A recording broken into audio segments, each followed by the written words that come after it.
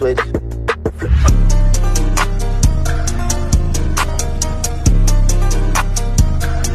Kalau korang tengah cari Mercedes yang nampak garang, spek padu, warna dia memang rare, korang tengok ni Mercedes C200 AMG Line Japan spec, warna merah, bukan biasa-biasa bro.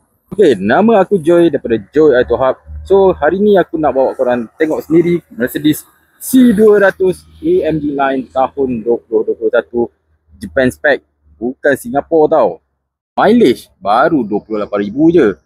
Condition tip-top, grade 4.5. Bukan setakat cantik luar. Dalaman dia pun full spec. Interior dia warna hitam, half leather seat, 360 view cam, HUD, head up display. Terus atas cermin ni macam bawa spaceship serius. Yang best, MBUX multimedia system dia ni memang intelligent. Ada voice command, ada wireless charger, semua benda yang relevan untuk daily drive sekarang semua ada. Dari segi safety, tak main-main. Radar cruise control, safety sense system, power boot, nak bawa jauh pun confident. Kalau korang tengah hunting C-Class yang betul-betul berbaloi, okay, ini dia. 245,000 body price. Nak full loan? Boleh sembang. Waranti 8 tahun, antara yang terpanjang di Malaysia.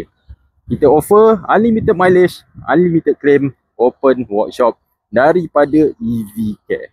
Okay guys, kalau korang berminat dengan konten seperti ni, korang jangan lupa like dan subscribe channel ini, Joy Auto Hub. Okay, banyak lagi kereta rare yang menarik kita nak share dengan korang.